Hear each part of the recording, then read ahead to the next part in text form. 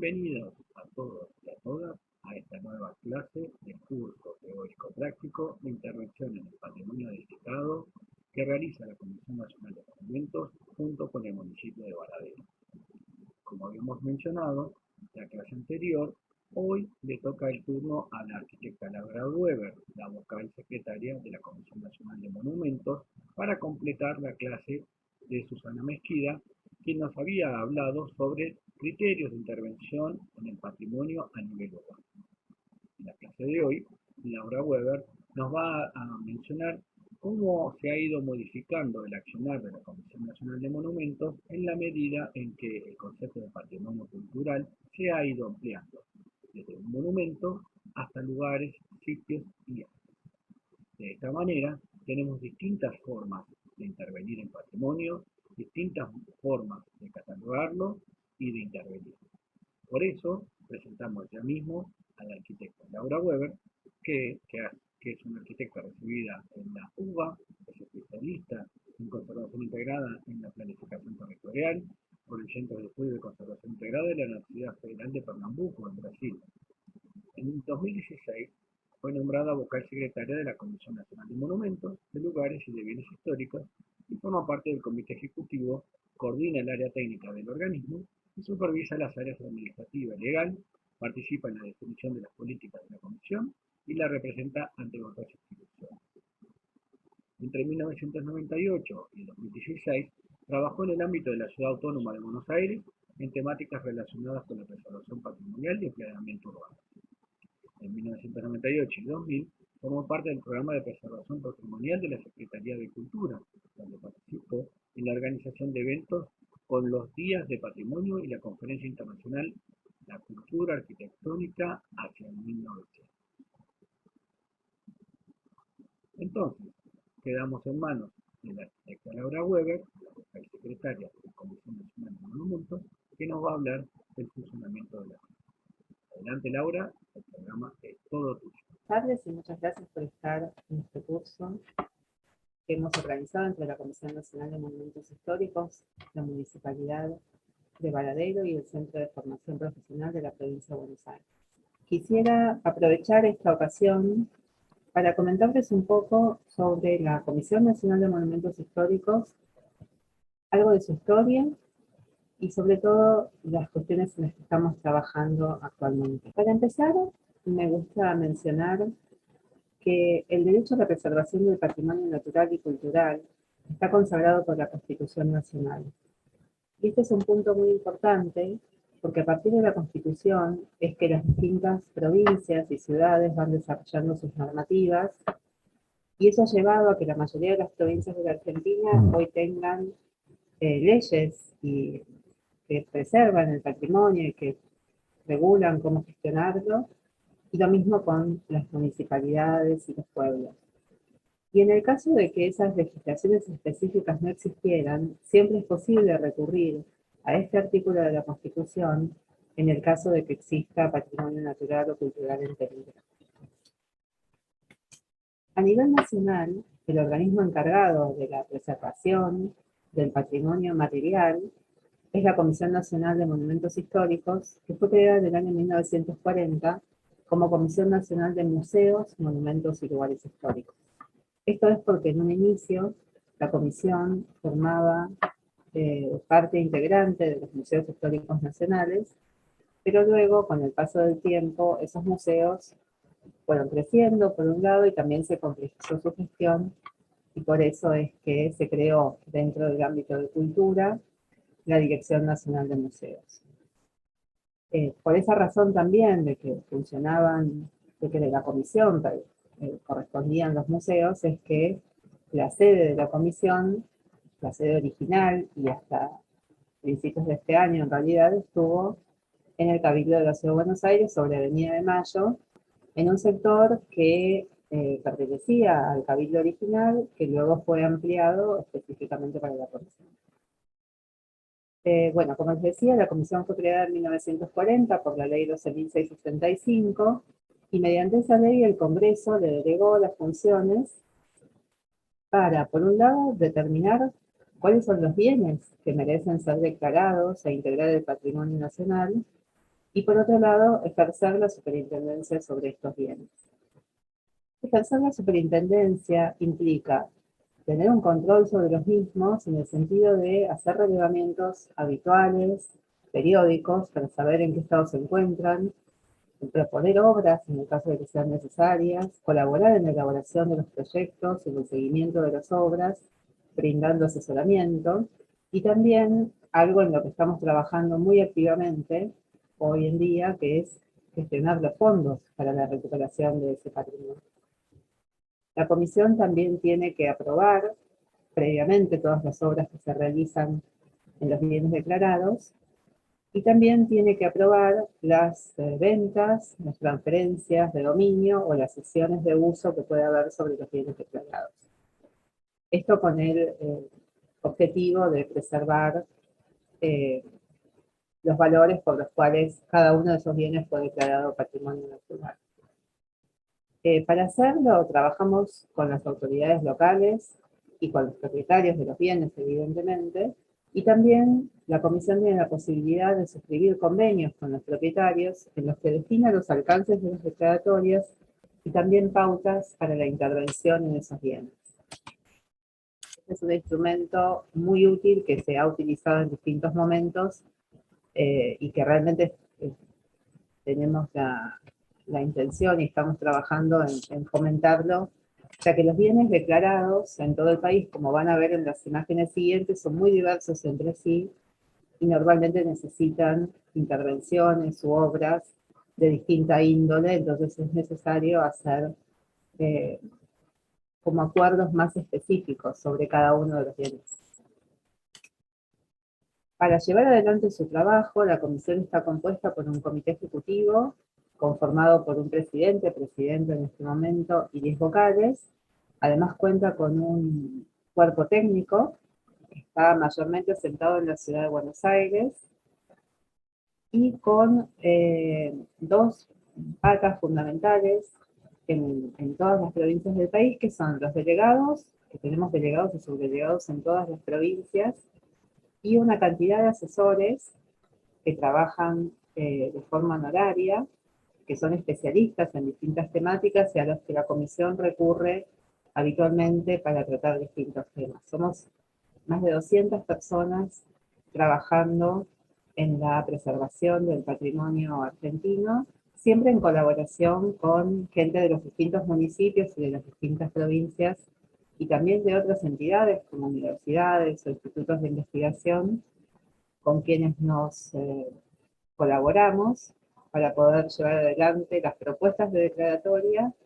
y también el seguimiento de los bienes que ya están declarados. Y otra de las cuestiones que es fundamental para la comisión, además de saber el estado en el que están los bienes y hacer lo posible para que se lleve adelante su puesta en valor, es el tema de la difusión. Por eso es que estamos haciendo este curso, que nos complace mucho llevar adelante, otros cursos que hacemos para público en general, y también la comisión tiene, desde la época en que era Comisión de Monumentos y Museos, la Escuela Nacional de Museología, que fue fundada en los años 70, y que forma técnicos nacionales en museología, y sobre la que estamos trabajando para modificar la currícula y que pueda ser un centro de formación en intervenciones en el patrimonio. Creemos que esto es algo necesario, porque no en todas las universidades se enseña cómo preservar e intervenir el patrimonio, y creemos que tenemos el conocimiento y los especialistas como para poder brindar esa formación. Ahora, si bien la comisión se creó en el año 1940, las declaratorias habían comenzado ya años antes, tanto por ley del Congreso Nacional como por decreto, que siguen siendo las dos maneras de declarar monumentos y bienes.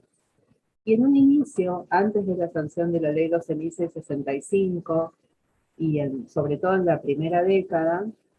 cuando se produjeron muchísimas declaratorias, las declaratorias se referían más que nada a sitios de una gran importancia histórica para la Argentina. Por eso es que se declararon, por ejemplo, las casas natales de personajes fundamentales de nuestra historia, como la casa natal de Sarmiento en San Juan o la casa natal de San Martín en Corrientes, edificios que son hitos de la independencia, de la lucha por la independencia, como el Cabildo de Buenos Aires, y otros de mucho valor histórico, cultural y arquitectónico, como la Catedral de Jujuy. También en esos primeros años se declararon sitios que tenían que ver con las batallas que dieron lugar a la independencia nacional, como el convento San Carlos, relacionado con el combate de San Lorenzo en Santa Fe. Otros sitios donde ocurrieron hechos históricos, como la casa donde murió el general Lavalle en Jujuy, y también sitios arqueológicos de origen prehispánico, como Incahuasi en Salta. En este punto hago un paréntesis para mencionar que en Argentina existe una ley de patrimonio arqueológico que reconoce y registra los bienes de importancia arqueológica, pero esos sitios también pueden ser declarados a nivel nacional por la Ley de Monumentos Históricos, y de hecho estamos trabajando mucho en el último tiempo en el reconocimiento de sitios prehispánicos en todo el país. Sin ir más lejos, la semana pasada una delegación del Instituto Nacional de Antropología y Pensamiento Latinoamericano hizo una presentación en la comisión para que evaluáramos declaratorias en las provincias de Santa Cruz, San Juan y Catamarca. Y bueno, como les decía, cuando recién se sancionó la ley 12.065 en 1940 es cuando se produjo la mayor cantidad de declaratorias, justamente en esa década. El número después disminuyó, pero viene aumentando progresivamente y a ritmo sostenido en las últimas décadas, y hoy tenemos alrededor de 1.450 bienes declarados. Este número no es exacto porque cada ley o decreto tiene más de un bien, generalmente, pero bueno, aproximadamente estamos en ese número. Ahora, cuando vamos a la distribución de los bienes declarados en todo el país, bueno, acá vemos un desequilibrio bastante importante, porque más de la mitad de los bienes están concentrados en la ciudad y en la provincia de Buenos Aires. Esto obviamente refleja la importancia del patrimonio que existe en estas dos jurisdicciones, pero de ninguna manera representa fielmente el patrimonio que existe en toda la Argentina. Y estamos trabajando mucho en esto con profesionales, con nuestros delegados, con especialistas en todas las provincias para tratar de realizar las declaratorias que faltan, porque hay mucho patrimonio que no está reconocido,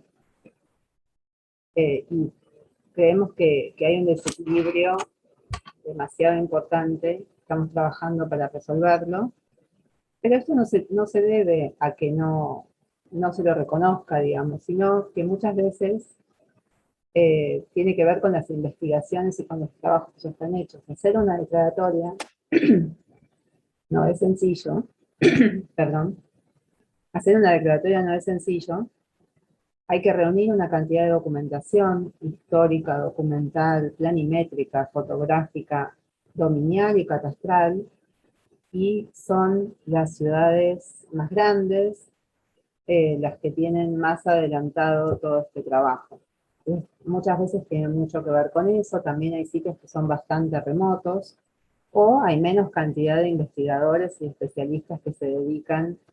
a estudiarlo. Ahora, así como les contaba que al inicio las declaratorias se generaban sobre bienes que tenían una clara importancia histórica, luego el concepto fue evolucionando, no solamente en Argentina, sino en todo el mundo. Y se empezó a reconocer otro tipo de patrimonio, u otros tipos de patrimonio. Por un lado, el patrimonio de la arquitectura moderna, para lo cual hace falta el paso del tiempo, porque si bien creo que casi ninguna legislación tiene una regulación precisa de cuántos años debe tener un bien para poder ser declarado monumento, es cierto que hay un entendimiento, un consenso de que tiene que pasar un cierto tiempo. Por eso es que ahora se están empezando a declarar, por ejemplo, edificios construidos en los años 60 y 70. Pero bueno, esto inició hace un tiempo ya, y ya a principios de los 2000 se declararon varios edificios representativos de la arquitectura moderna, como el Tiro Federal del edificio Cábanas, también bienes artísticos, como los murales de Antonio Berni en el cine de Avellaneda, y centros históricos, pueblos, ámbitos patrimoniales, que es algo a lo que después me voy a volver a referir porque es de los temas que más nos importan en este momento, como el pueblo Carlos Quine en la provincia de Buenos Aires. Más patrimonio moderno, como el Auditorio de San Juan o la Casa Peruchet, que en 2016 fue inscrita como Patrimonio Mundial como parte de la obra arquitectónica de Le Corbusier. Patrimonio paisajístico, como el Jardín Japonés, que además refleja la importancia de la comunidad japonesa en Argentina, y sitios de gran importancia para el sentir popular, que por ahí no tienen un valor artístico muy destacado, pero que sí son claves, como el sepulcro de Carlos Gardel en el cementerio de la Chacarita. Entre las declaratorias más recientes, en 2020, fue declarado parte del vasto patrimonio brutalista que hay en Argentina, una excelente arquitectura, poco reconocida en muchas casas por cuestiones estéticas, porque tal vez no es tan amigable al ojo como otros estilos arquitectónicos, pero que es un patrimonio muy importante. Y se declararon el Colegio Manuel Belgrano de Córdoba, que ven la imagen de arriba a la derecha, la Facultad de Arquitectura de Mendoza, abajo a la izquierda. Estamos trabajando en la declaratoria de los correos, construidos en todo el país por el Ministerio de Obras Públicas, que son obras importantísimas. Se declaró también la Biblioteca Nacional de Clorindo Testa, que es un edificio ampliamente reconocido, pero que no tenía declaratoria hasta el año pasado. Y estamos trabajando en otras declaratorias, como por ejemplo la del edificio de Telefónica, que está en Corrientes, en Maipú, en Capital, está en la ciudad de Buenos Aires. Y la declaratoria de estos bienes no solamente es justa por el estilo arquitectónico que representan, por la calidad de su diseño, sino que también tiene que ver con otra cuestión, es que estos bienes que fueron construidos en los 50, 60, 70, están presentando hoy los signos de deterioro.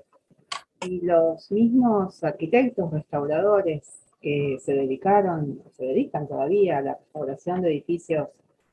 de principios del siglo XX, que son de otras características, con revestimientos tipo semipiedra, con interiores con estufos o pinturas ornamentales, con piezas de mármol, con herrerías artísticas, etc., hoy se están especializando en el tratamiento, por ejemplo, del hormigón armado o de las carpinterías de chapa, que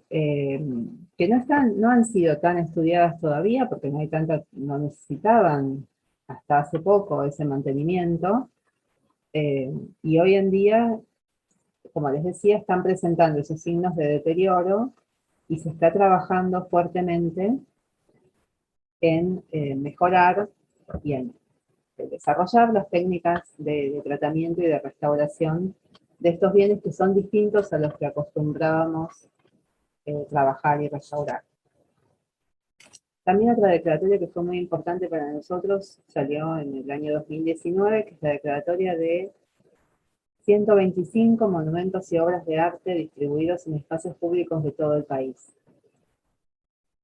Argentina tiene un patrimonio escultórico valiosísimo, compuesto por piezas excepcionales de reconocidos artistas argentinos e internacionales, y que es un patrimonio que todos podemos disfrutar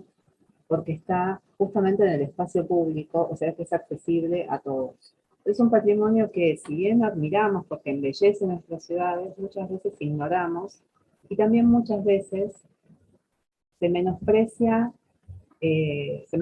los trabajos que son necesarios para restaurarlos, y ha habido algunas malas intervenciones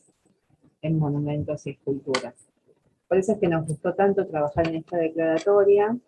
que hicimos con la colaboración de especialistas, pero mucho con la gente de distintas provincias y ciudades. Y bueno, estas imágenes representan algunas de las piezas que fueron declaradas, desde piezas maestras como El Pensador de Rodin en la Ciudad de Buenos Aires, obras de artistas como Lola Mora,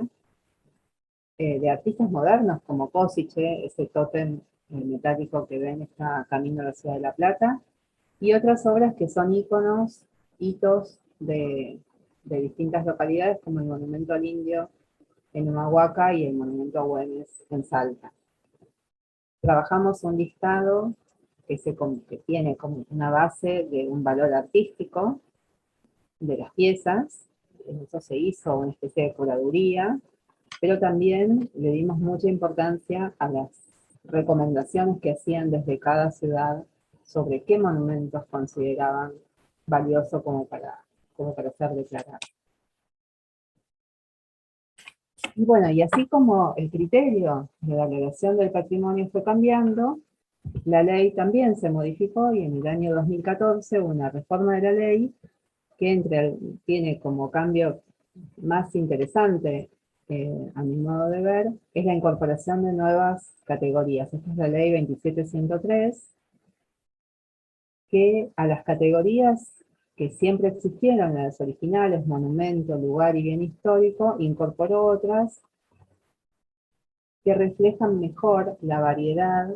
de bienes con la que estamos trabajando y que se venían declarando, aunque poniéndole nombres que no eran tal vez los que les correspondían. Y hoy en día este es el listado de categorías que manejamos: monumento, lugar, poblado, área urbana, área de amortiguación visual, bien de interés histórico, bien de interés artístico, bien de interés arquitectónico, bien de interés industrial, bien de interés arqueológico, sepulcro histórico, paisaje cultural e itinerario cultural nacional. Estas son las categorías actuales, sigue habiendo una predominancia de la categoría Monumento Histórico Nacional, en parte porque muchos edificios y sitios se lo merecen, y también en parte porque, aunque las implicancias de las distintas declaratorias, según sea la categoría, son las mismas, en todos los casos la comisión tiene que intervenir previamente y tiene que autorizar las obras, la categoría monumento histórico suena un poco como más importante y muchas veces se pide o se da esa categoría para un bien que reúne condiciones de excepcionalidad que lo hacen merecedor de esa distinción. Y acá, una de las categorías, como les decía, nos importa, es la de los poblados históricos y los centros históricos. Y en esa es la que estamos trabajando desde distintos puntos de vista. Uno es el de las declaratorias, y muestro solo algunos ejemplos. Si bien ya existían pueblos declarados, incluso desde los años 40, como Purmamarca, por ejemplo, hoy en día lo estamos trabajando con mucha más intensidad, y también no solamente hacer una declaratoria que sea declamativa, por decirlo de algún modo, sino que tenga conciencia de las implicancias que tiene esa declaratoria, de que las normativas urbanísticas son de aplicación local, de que se deben reconocer los bienes individuales, pero asumiendo su valor relativo en el conjunto del centro histórico o del pueblo, y realmente cuál es la injerencia que debería tener la comisión en ese lugar una vez declarado. Digamos, ¿qué es lo que queremos preservar? En general lo que se busca preservar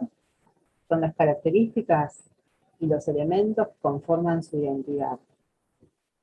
Y sobre eso es que trabajamos, digamos, reconociendo edificios y sitios especialmente valiosos, definiendo un área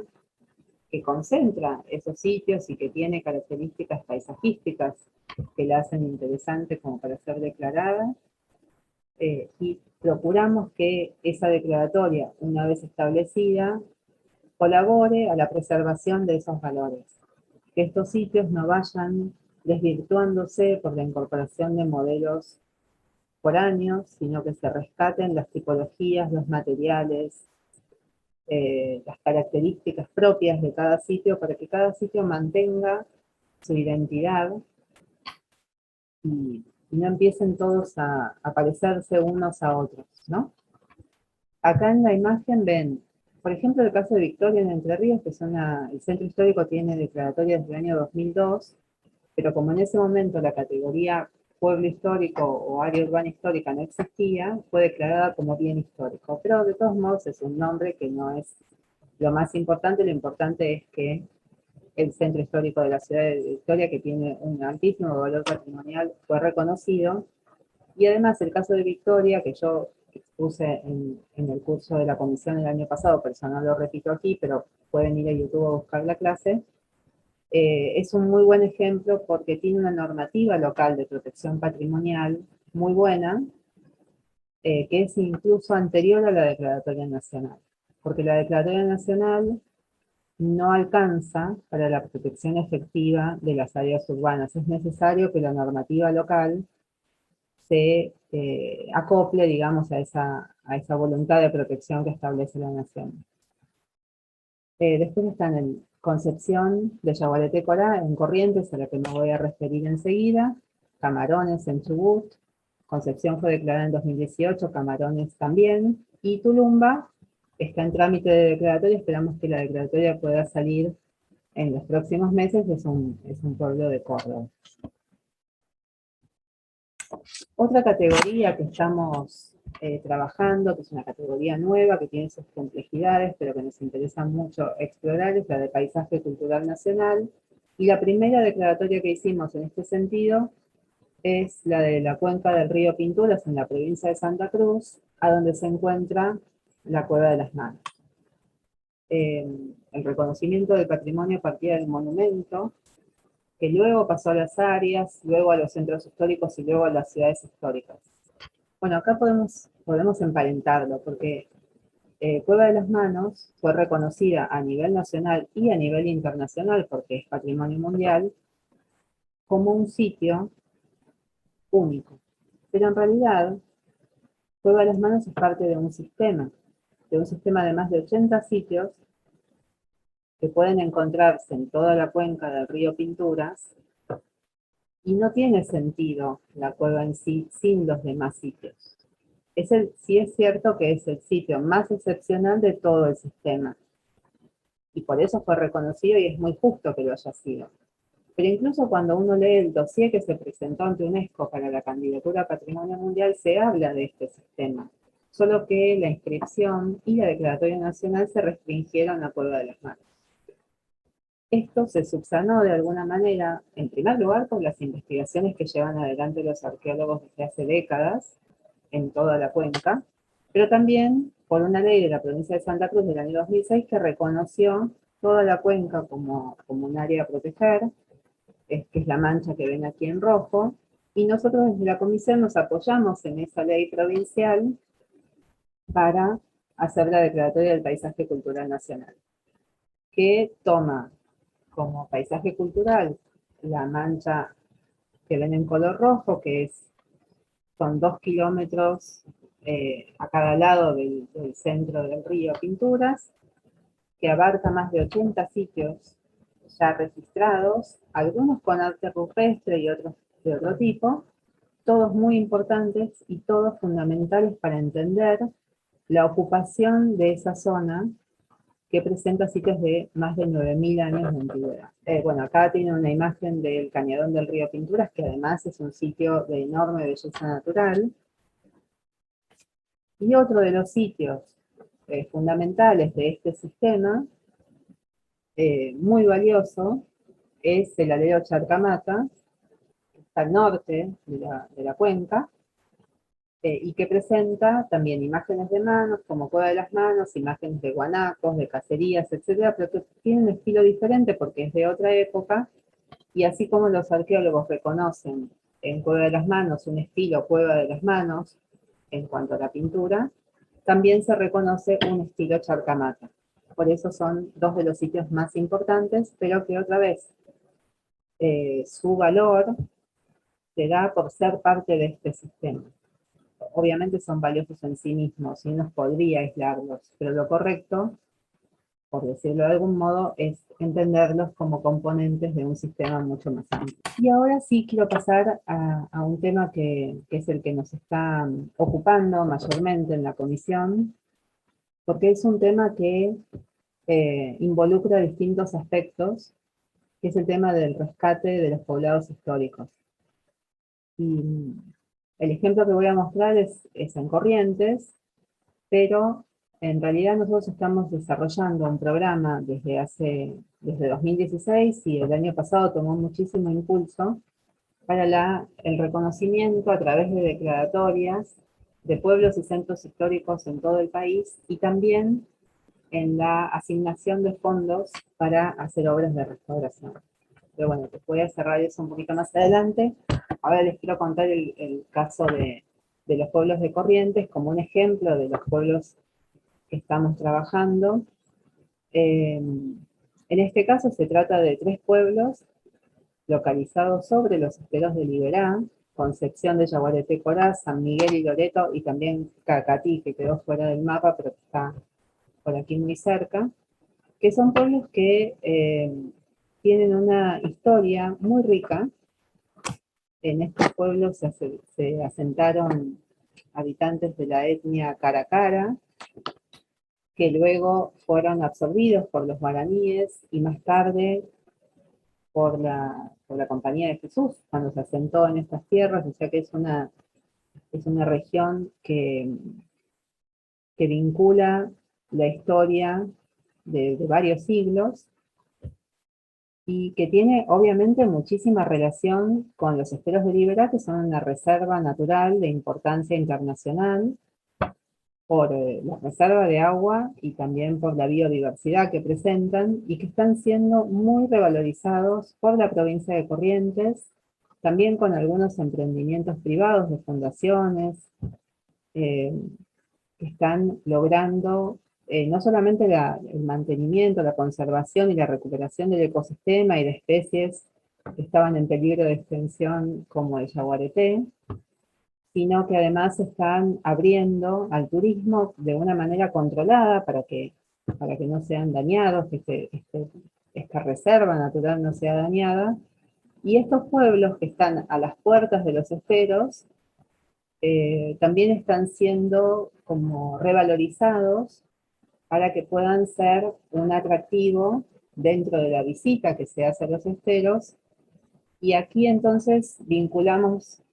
patrimonio natural con patrimonio cultural, con turismo, con posibilidades de desarrollo económico y social, que es uno de los motores que ha impulsado nuestro programa de pueblos y centros históricos. Bueno,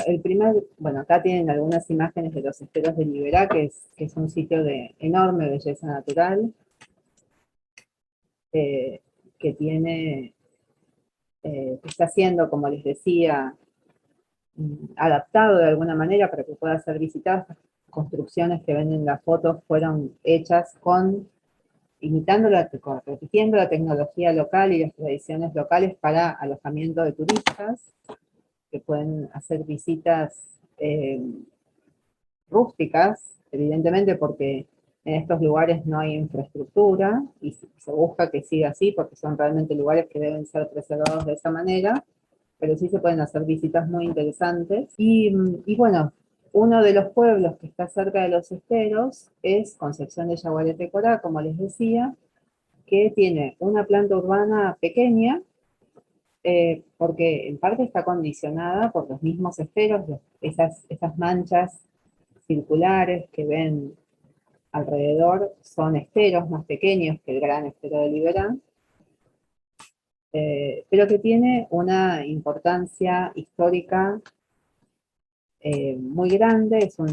Este pueblo fue fundado a fines del siglo XVIII.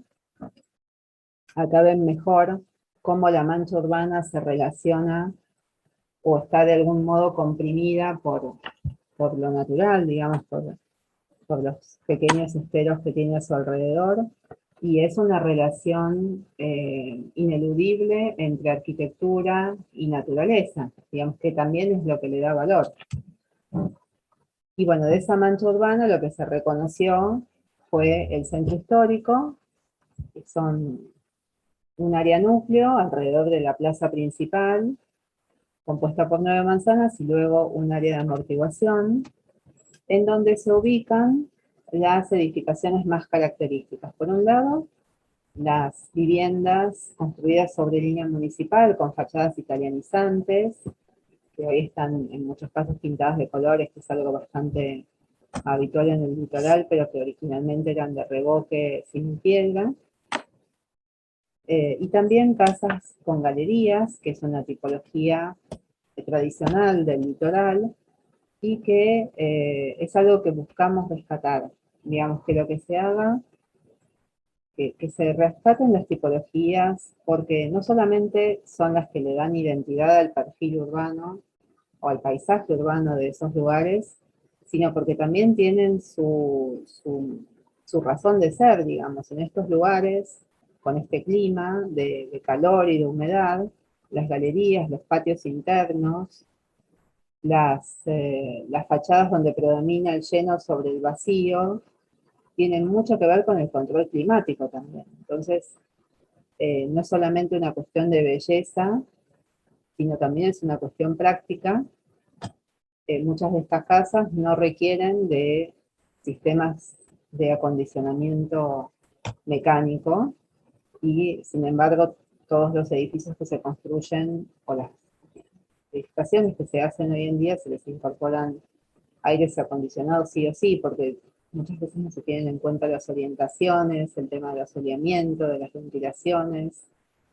y estas galerías y patios que son tan importantes para el confort. Pero además es importante mantener estas tipologías para que, como decíamos antes, se sigan manteniendo las características que le dan identidad a estos lugares y que no se vuelvan lugares repetidos, digamos, que no se incorporen edificaciones o se vayan sustituyendo estas viviendas antiguas por otras nuevas que no son malas por ser nuevas, evidentemente, sino que no respetan las características, no toman los lineamientos de composición de fachadas o de composición tipológica, y se terminan pareciendo un pueblo de Corrientes a uno de Santa Fe, a uno de Córdoba, a uno de la provincia de Buenos Aires, o a uno de Santiago del Estero, y en definitiva uno termina no sabiendo dónde está. Eso hace que estos lugares vayan perdiendo identidad, y además que pierdan atractivo turístico, porque por ejemplo un sitio como este, que está tan cerca de los esteros, que es tan demandado turísticamente por argentinos y por extranjeros, si no conserva sus características arquitectónicas, no va a resultar atractivo para quedarse ahí. Digamos, la gente se va a ir, tal vez va a hacer la visita desde Corrientes, incluso porque va a resultar más cómodo en cuanto a infraestructura, o va a pasar ahí una noche simplemente porque no le queda otra opción. La idea es que también este rescate patrimonial contribuya a la mejora del pueblo, porque nosotros entendemos que el patrimonio ayuda a mejorar la vida en estos lugares. Rescatar patrimonio es ecológico de alguna manera, porque uno no está destruyendo para volver a construir, sino que está restaurando y está recuperando. Vieron que todo lo que tiene que ver con el medio ambiente es poner, es reciclar, reutilizar, bueno, aquí lo mismo. Y es realmente, además ayuda, por un lado, a dar fuentes de trabajo directos en la restauración de edificaciones históricas, que además ayuda a que los obreros, la mano de obra local, adquiera una capacitación y se transformen en artesanos, en restauradores, y después genera fuentes de trabajo a través del turismo, porque en general, por ejemplo, en el caso de Corrientes, la provincia está invirtiendo muchísimo en revalorizar estos circuitos. Entonces entendemos que es una ganancia desde todo punto de vista. Bueno, y aquí más edificaciones, algunas de las más destacadas de Concepción: la antigua iglesia, que hoy es museo histórico, la municipalidad, la comisaría, estas edificaciones sí de estilo italianizante,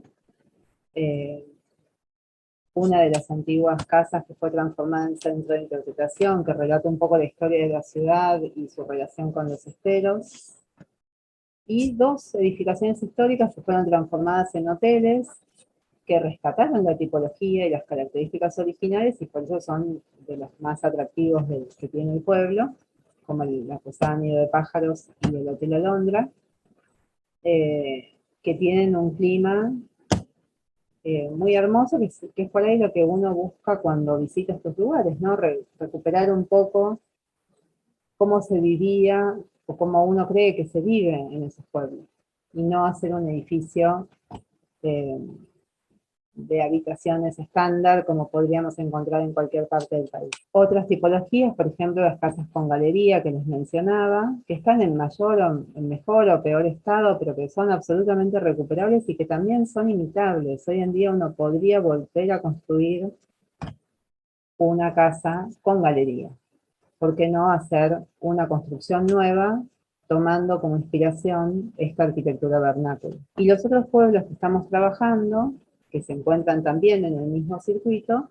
son San Miguel y Loreto. Como ven en las imágenes, se repite esta cuestión tipológica y también esta relación fundamental entre la arquitectura y la naturaleza. Entonces, aquí no solamente si hiciéramos un plan de desarrollo o algún tipo de normativa, tendríamos que ver el tema de las tipologías, sino también trabajar, y que esto es fundamental y varía de ciudad en ciudad, el tema de la ocupación del suelo, el tema de los jardines frontales, el tema de los jardines posteriores, el tema de las alturas, de las proporciones, del tipo de tejado, si predomina un tejado plano o una o dos aguas, los materiales, las técnicas constructivas, revalorizar, por ejemplo, un techo de chapa, que puede ser confortable y que puede ser